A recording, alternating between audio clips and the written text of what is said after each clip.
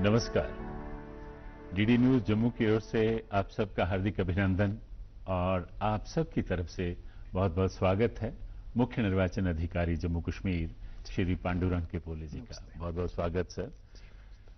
अरसा 10 साल के बाद जम्मू कश्मीर में विधानसभा के चुनाव होने जा रहे हैं।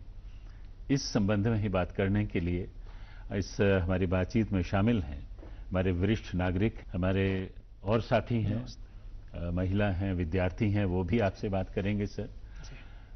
अब जबकि ये 3 चरण में चुनाव होंगे, 18 सितंबर को, 25 सितंबर को और 1 अक्टूबर को, और क्या कुछ तैयारियां आपकी ओर से हो रही हैं? मतदान का दिन तो एक ही रहता है, लेकिन उसकी तैयारी कम से कम पिछले 6 महीने से चालू आ रही है।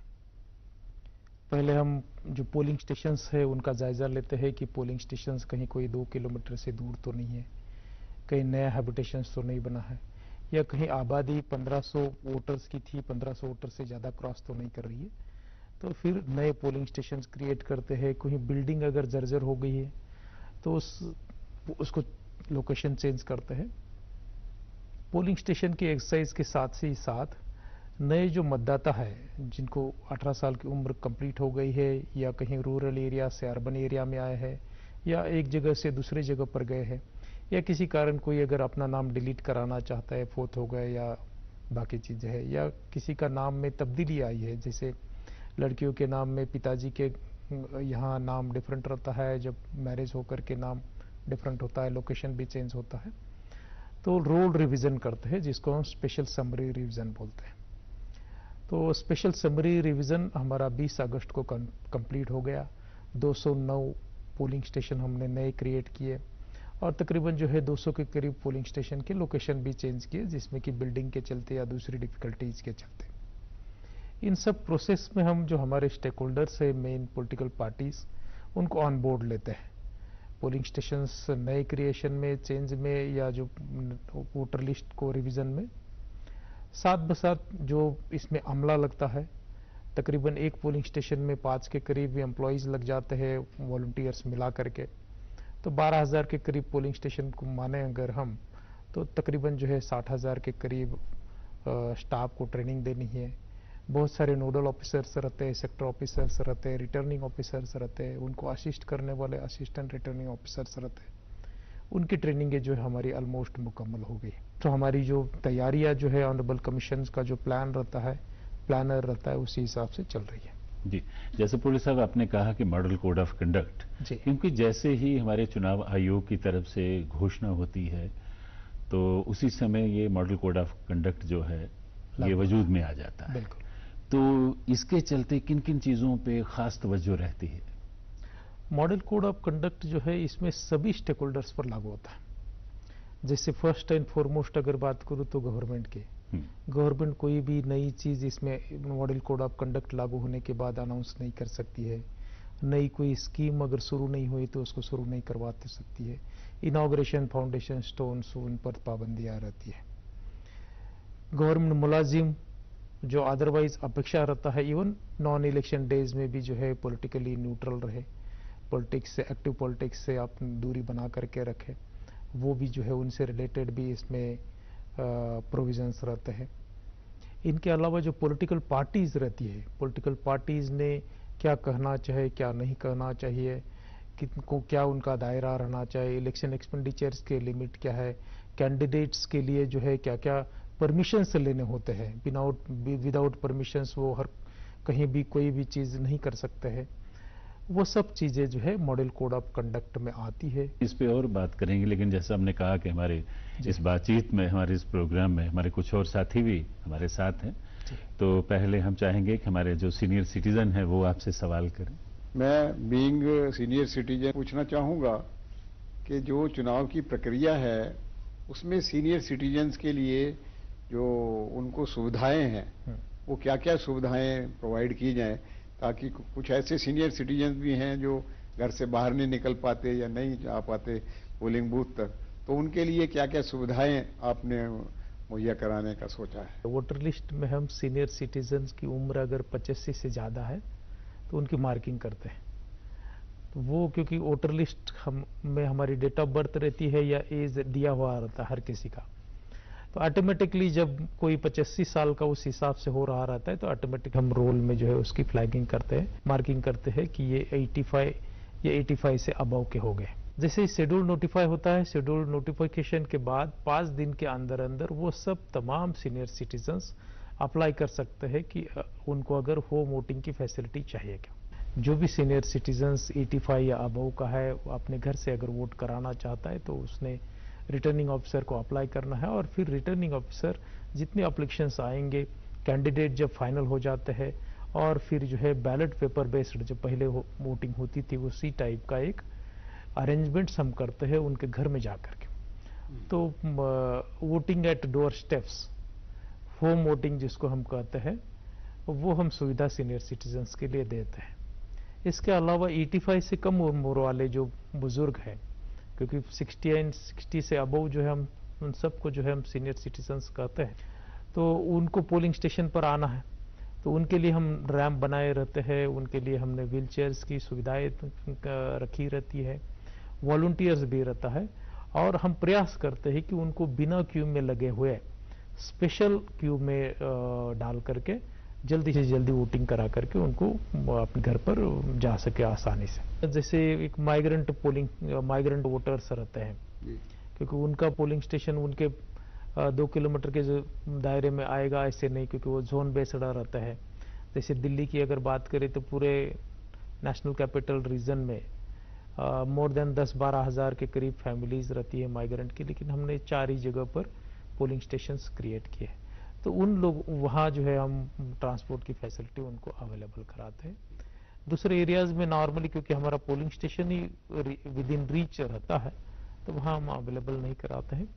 लेकिन उम्र के साथ जो है इन्फर्मिटीज आती है, नॉर्मली कहीं अपना हाथ जो है कांपने लगते हैं, पर्टिकुलरली अपना जो बटन दबाने में कहीं डिफिकल्टीज आ सकती है, तो उस हालात में हमारे जो प्रेसाइडिंग ऑफिसर रहते हैं, प्रेसाइडिंग ऑफिसर्स अलाउ करते हैं कि उनके फैमिली में से कोई अगर 18 साल से ज़्यादा वाला है, कोई उनका पोता है, कोई लड़का है, तो उनको उसके साथ एज अ गाइड के तौर पर अलाउ करते हैं वोटिंग कंपार्टमेंट तक ले जाने में। आज हमारे साथी ये भी आपसे जानना चाहें, जैसा दिव्यांग जन की तरफ आपने इशारा किया, तो ये भी वही सवाल। सतीश कुमार सर, मैं आपसे ये पूछना चाहता हूँ कि दिव्यांग के लिए कोई फैसिलिटी रखी है इस बार, कहीं रैंप हैं उनके लिए? दिव्यांगों के लिए अगर उनकी डिसेबिलिटी परसेंटेज 40% से ज़्यादा है, जो एक मेडिकल बोर्ड सर्टिफाई करता है, तो हम पोल पर भी उनकी मार्किंग करते हैं। और जैसे सीनियर सिटीजन्स के लिए वोटिंग फ्रॉम होम की फैसिलिटी अवेलेबल है, सेम फैसिलिटी दिव्यांगों के लिए भी अवेलेबल कराते हैं। वो पोलिंग स्टेशन पर जब आते हैं तो वहाँ हमने हर पोलिंग स्टेशन 100% पोलिंग स्टेशन को रैंप दिया है, साथ में 100% पोलिंग स्टेशन पर हमारे व्हील चेयर्स रहती है। तकरीबन 7,500 के करीब व्हील चेयर्स सेक्शन डिपार्टमेंट ने सोशल वेलफेयर डिपार्टमेंट के जरिए से खरीदी है। गवर्नमेंट की जो गवर्नमेंट ऑफ इंडिया की एक PSU है वो मैन्युफैक्चर करती है, और 7,500 से ज़्यादा हमने व्हील चेयर्स खरीदी है। अब महिलाओं का प्रतिनिधित्व कर रहे हैं हमारे, आप पूछिए सवाल। सर, पहले तो आपको नमस्ते, मेरा नाम नियति है, मैं जम्मू यूनिवर्सिटी की स्टूडेंट हूँ। और सर, पिंक पोलिंग बूथ की बात की जा रही है, तो इस बार रूरल और अर्बन एरिया दोनों को देखते हुए महिलाओं के लिए किस तरह की सुविधाएं या तैयारियां जो है वो चल रही हैं? हमारे 90 असेंबली सेगमेंट्स है, और हर एक असेंबली सेगमेंट में एक पोलिंग स्टेशन रहेगा जिसको हम पिंक पोलिंग बूथ्स पर डेजिग्नेट कर रहे हैं।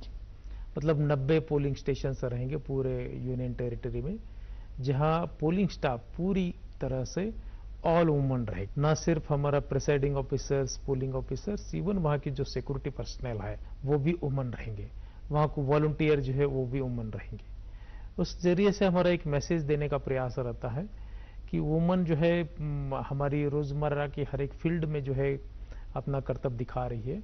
तो इलेक्शन जो एक वैसी एक एक्टिविटी है, एक थोड़ी सी क्रिटिकल किस्म की एक्टिविटी आती है, वो बखूबी तरीके से कर सकती है लोगों को दिखाने के लिए। जो वुमन तबका रहता है उनको भी अपील करने का एक हमारा वो जरिया है, क्योंकि 50% के करीब आबादी हमारी वुमेन्स की रहती है। सिमिलर जो है हमारा वोटिंग परसेंटेज भी जो है 50% के करीब जो है वुमेन्स रहता है। तो उस जरिए से उनमें एक मैसेज जाए कि सिर्फ वोटिंग करना नहीं, वोटिंग करवाना, इलेक्शन कंडक्ट करवाना भी जो है वुमन कर सकती है बहुत ही बेहतरीन तरीके से। वुमेन्स को ये पिंक पोलिंग स्टेशंस के अलावा भी हम फैसिलिटीज देते हैं, इवन आम पोलिंग स्टेशंस पर भी। जैसे मान लीजिए एक सेपरेट क्यू वुमेन्स के लिए रहती है, जिसमें कि कोई उनको डिफिकल्टी न आए क्यू में लगने में और वोटिंग करने में।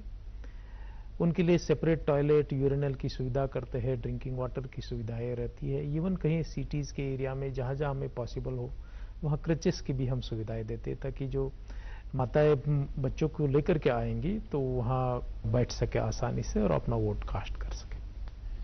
और इसी तरह विद्यार्थियों का प्रतिनिधित्व भी हमारे साथी कर रहे हैं। आप पूछिए अपना सवाल।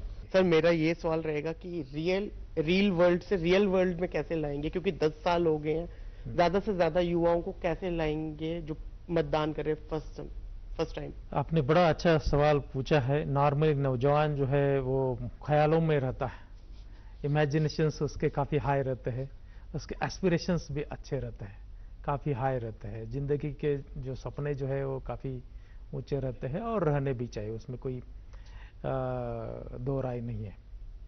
परसों ही जो स्टैटिस्टिक्स देखा होगा, तकरीबन जो है 25.3 लाख के करीब जो है हमारे वोटर्स युवा वोटर्स हैं, जिनकी उम्र 18 से 29 के बीच की है।